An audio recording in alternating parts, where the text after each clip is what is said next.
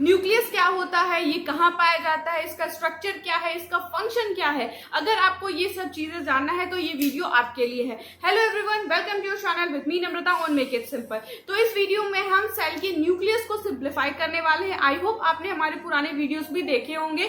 Cell is the fundamental unit of life का ये हमारा 4th वीडियो है और बाकी वीडियोस की जो लिंक है वो नीचे डिस्क्रिप्शन बॉक्स में, ऊपर आई बटन पे या फिर हमारे चैनल के प्लेलिस्ट में सारी चीजें ऑर्गेनाइज वे में मिल जाएंगी।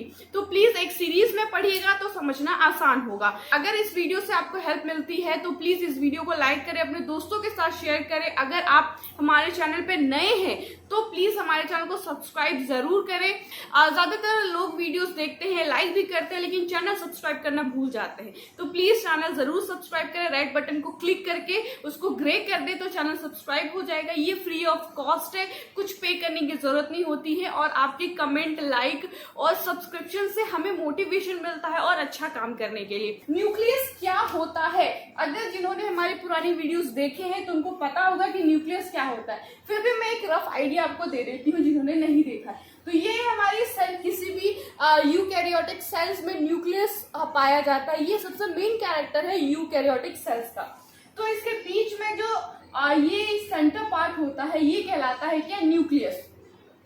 ये जो न्यूक्लियस है वो सारे सेल ऑर्गेनेल्स के कंपैरिजन में सबसे बड़ा और इम्पोर्टेंट सेल ऑर्गेनेल्स है, राइट। तो ये है स्ट्रक्चर हमारे न्यूक्लियस का। ये हमने छोटा डायग्राम बनाया है और ये इसका ये डिटेल डायग्राम है। कुछ इस तरीके का दिखाई देता है हमारा न्यूक्लियस।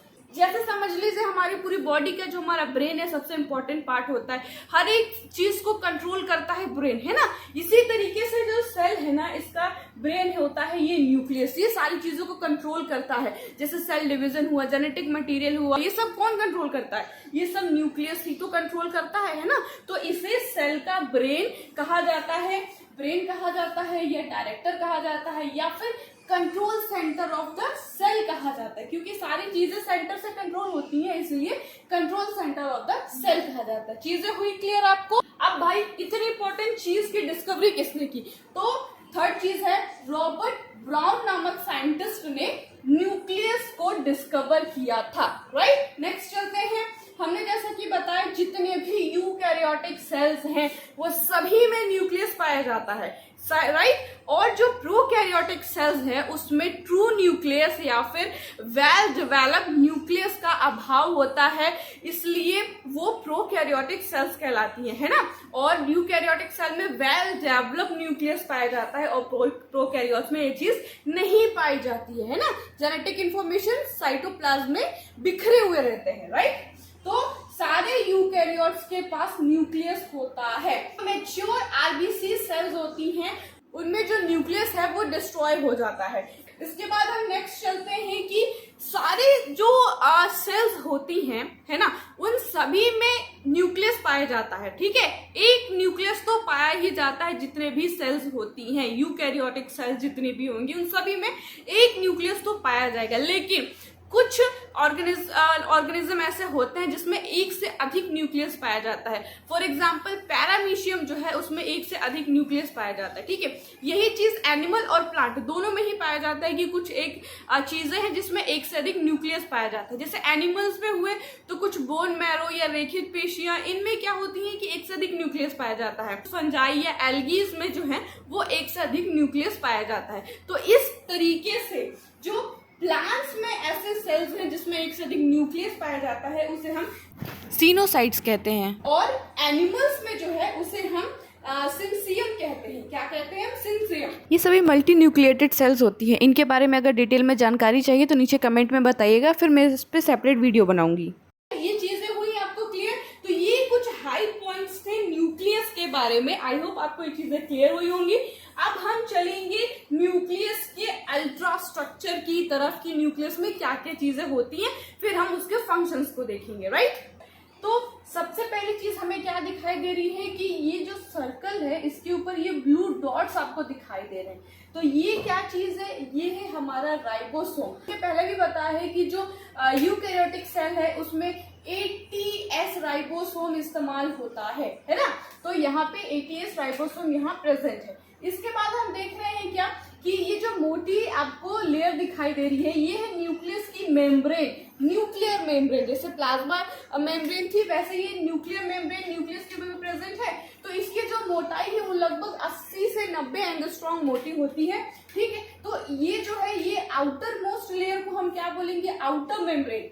ठीक है, और इसी के बाद ये इनर साइड की जो लेयर है इसे हम कहेंगे इनर मेम्ब्रेन। और ये आउटर मेम्ब्रेन और इनर मेम्ब्रेन दोनों को मिलाकर ये क्या कहलाएगी, न्यूक्लियर मेम्ब्रेन कहलाएगी, क्योंकि ये न्यूक्लियस के ऊपर वाला ये लेयर है, इसलिए हम इसे न्यूक्लियर मेम्ब्रेन कहेंगे। अब आप देखेंगे कि जो आउटर और इनर के बीच में स्पेस आपको दिखाई दे रहा है, राइट। तो जो इस स्पेस को हम कहेंगे क्या, perinuclear space, right. Outermost और इनर मोस्ट के बीच में जो ये खाली स्पेस आपको दिखाई दे रहा है, समझ में आ रही है बात, कौन स्पेस की बात कर रही हूँ मैं, इस स्पेस की बात कर रही हूँ मैं। तो ये स्पेस क्या कहलाएगा, पेरी न्यूक्लियर स्पेस। ठीक है, इसके बाद हम देख रहे हैं कि ये जो सर्कल है बीच में ये छूटा हुआ भी है, ये पोर्स है, राइट। तो इस पोर को हम क्या कहेंगे, चूंकि न्यूक्लियर के बीच में का पोर है ये, तो इसे हम कहेंगे न्यूक्लियर पोर, राइट, क्योंकि ये न्यूक्लियस के बीच में का वो है ना डिस्टेंस है, तो एक छेद जैसा बनाता है, क्योंकि ये कम्युनिकेशन के लिए है भाई, क्योंकि न्यूक्लियस के अंदर बहुत सारी चीजें बनती हैं जो कि बाहर जाता है। सभी प्रकार के जो आरएनए है उनका सिंथेसिस होता है ना इस न्यूक्लियस में, तो यहाँ से उनको बाहर भी जाना है, बाहर से कुछ चीजों को अंदर आना है, तो ये कम्युनिकेशन के लिए ये गैप डिस्टेंस होता है। ठीक है, तो इस डिस्टेंस को क्या कहते हैं, न्यूक्लियर पोर कहते हैं। इसके बाद हम थोड़ा अंदर चले, ठीक है, मेम्ब्रेन से हम थोड़ा अंदर घुस गए तो हमें मिला कुछ लिक्विड मटेरियल, है ना, क्योंकि जैसे साइटोप्लाज्म है वैसे न्यूक्लियस में भी न्यूक्लियर प्लाज्म है। तो जो न्यूक्लियर प्लाज्म है वो एकदम क्लीन पारदर्शी लिक्विड मटेरियल है। ठीक है, उसमें क्या प्रेजेंट होता है, उसमें सारे जो डीएनए, आरएनए और histone protein, non histone protein, कुछ आयंस जैसे एमएन और एमजी आयंस जो है, ये सारी चीजें न्यूक्लियोप्लाज्म में पाया जाता है। जो एंजाइम है जैसे डीएनए पॉलीमरेज, आरएनए पॉलीमरेज, जिसने भी डीएनए रेप्लिकेशन पढ़ा है, राइट, प्रोटीन सिंथेसिस या डीएनए रेप्लिकेशन जिन्होंने पढ़ा है उनको पता है कि न्यूक्लियस कितना इंपॉर्टेंट पार्ट होता है उस मैकेनिज्म का, है ना। तो उसमें बहुत सारी चीजें न्यूक्लियस में ही प्रेजेंट होती है, तभी तो वो प्रोसेस यहाँ पे कंप्लीट हो पाती है। ठीक है, तो ये चीजें हुई क्लियर कि न्यूक्लियर प्लाज्म में क्या क्या पाया जाता है।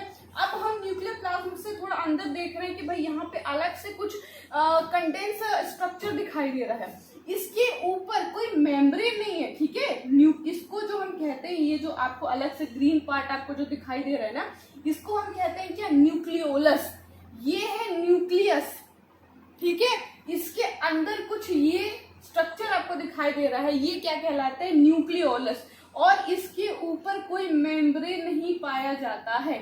ये जस्ट क्या है कि मतलब कुछ मटेरियल है जो इकट्ठा हो गया है, तो वहां पे कुछ मतलब डेंस स्ट्रक्चर बन गया है, इसके ऊपर कोई मेम्ब्रेन नहीं है, सेपरेशन के लिए कुछ नहीं है, बस एक्यूमुलेट हो गई है, कोई चीजें इकट्ठी हो गई है जो कि यहाँ पे दिखाई दे रही है। तो इसकी संख्या एक से अधिक भी हो सकती है, ठीक है, डिपेंड करता है।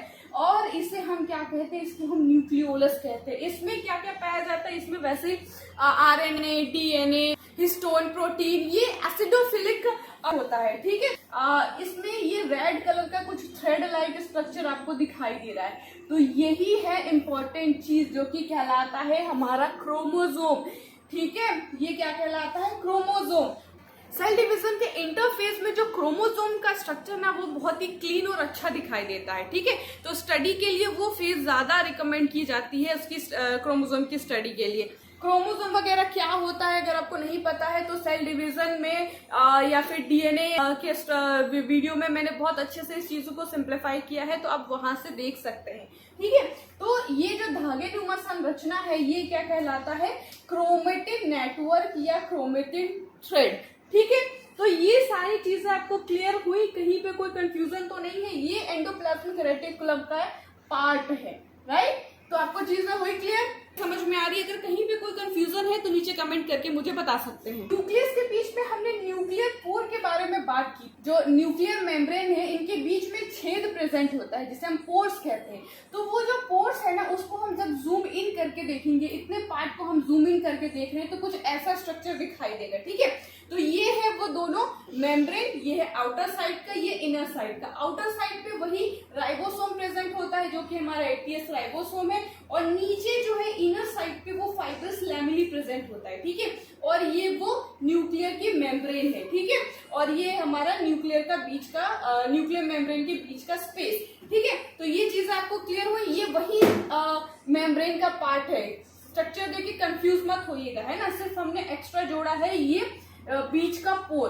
तो ये जो पार्ट है ना ये है हमारा पोर, वो हॉलो स्ट्रक्चर। ठीक है, तो इस हॉलो स्ट्रक्चर के बीच में ये जो आप सिलेंड्रिकल शेप देख रहे हैं इसे हम कहते हैं कि एनुलस। ठीक है, ये क्या करता है कि एक होल है उसको चारों तरफ से एक मतलब वो दीवार बना दी गई है। ठीक है, जस्ट लाइक एक कुआं है, हॉलो स्ट्रक्चर है, उसके पीछे उसके साइड में क्या दीवार बना दी गई है, पक्का कर दिया गया है कि जो कुएं का जो साइज है वो बिल्कुल वैसा ही शेप रहेगा, स्ट्रक्चर में कोई डिस्टर्बेंस नहीं आएगी। तो बस वही है कि बीच में जो छेद है ना उसके चारों तरफ दीवार बना दी गई है, सिलेंड्रिकल दीवार बना दी गई है। ठीक है, इसे हम एनुलस कहते हैं। जो एनुलस है वो 8 टाइप के सब यूनिट से मिलकर बना होता है जिसे हम माइक्रो सिलेंडर्स कहते हैं। और ये सारा जो कॉम्प्लेक्स स्ट्रक्चर जब रेडी होता है तो उस पूरे स्ट्रक्चर को हम पोर कॉम्प्लेक्स कहते हैं। ये चीज जो है वो प्लांट सेल में एब्सेंट होता है। ठीक है, तो जो ये पोर कॉम्प्लेक्स है ये क्या करता है कि ये जो छेद है, पोर्स है, जो न्यूक्लियस मेम्ब्रेन के बीच में पाया जाता है उसके शेप को नियंत्रित करता है। क्योंकि नॉर्मल अगर छेद है होगा तो वो बढ़ भी सकता है, कम भी हो सकता है, हमें ये चीज नहीं चाहिए। तो न्यूक्लियस में उस चीज को कंफर्म करने के लिए, नियंत्रित करने के लिए वहां पे एनुलस बना दिया गया है जो कि उस पोर को कंट्रोल करके रखता है, नियंत्रित करके रखता है। ठीक है, और जो ये पोर्स है ये क्या करते हैं वो हम पहले भी बता चुके हैं कि वो क्या करते हैं कि जो साइटोप्लाज्म है और न्यूक्लियोप्लाज्म है इनके बीच में कांटेक्ट बना के रखते हैं, संपर्क बना के रखते हैं। क्योंकि बहुत सारी चीजों को साइटोप्लाज्म से न्यूक्लियोप्लाज्म में जाना होता है और न्यूक्लियोप्लाज्म से साइटोप्लाज्म में जाना होता है। तो इनके बीच में क्या है भाई, ये बीच में पोर प्रेजेंट होते हैं और ये पोर को कंट्रोल करने के लिए यहाँ पे सिलेंड्रिकल शेप स्ट्रक्चर होता है। तो इस पोर के स्ट्रक्चर को कंट्रोल करता है और इसकी वजह से कम्युनिकेशन जो है वो साइटोप्लाज्म और न्यूक्लियोप्लाज्म में ये चीजें होती रहती हैं। चीजें हुई आपको क्लियर? अब न्यूक्लियस के फंक्शंस की बात कर लेते हैं। तो सबसे पहली जो चीज है ना, न्यूक्लियस जो है वो जेनेटिक इंफॉर्मेशन को स्टोर करता है क्योंकि इसमें हमारे डीएनए मौजूद होते हैं। तो जो एक पीढ़ी से दूसरे पीढ़ी में ट्रांसफर करने का काम जो है वो न्यूक्लियस करता है, राइट। इसके अलावा सेल डिवीजन, सेल की ग्रोथ करना और उसको डिवाइड करना और रेप्लिकेशन वगैरह, ये सारी चीजें कौन कंट्रोल करता है? न्यूक्लियस कंट्रोल करता है। सेल में होने वाली लगभग सारी प्रोसेस को ये कंट्रोल करता है। साथ ही न्यूक्लियस में सभी टाइप के आरएनए के सिंथेसिस जो है वो न्यूक्लियस में होते हैं, राइट। सेल की ग्रोथ को कंट्रोल करता है। तो इतनी सारी फंक्शंस जो है वो न्यूक्लियस प्ले करता है। तो आई होप आपको हमारे सिंप्लीफिकेशन पसंद आया होगा। न्यूक्लियस के बारे में आपको सारी कंफ्यूजन दूर हो गई होगी। अगर कहीं पे किसी चीज को लेकर कहीं कंफ्यूजन है तो मुझे नीचे कमेंट बॉक्स में कमेंट करके जरूर बताइएगा। वीडियो कैसा लगा ये भी आप मुझे कमेंट करके जरूर बताइएगा। आपके कमेंट्स मेरे लिए बहुत वैल्यू रखते हैं, इससे हमें मोटिवेशन मिलता है और अच्छा काम करने के लिए। अगर आपको किसी और टॉपिक पे वीडियो चाहिए तो वो भी आप मुझे कमेंट करके जरूर बताएं। जितने ज्यादा मुझे कमेंट मिलेंगे जिस टॉपिक पे, उस टॉपिक को मैं सबसे पहले पिक करूंगी। Thank you so much for watching. मिलते हैं अगले वीडियो में।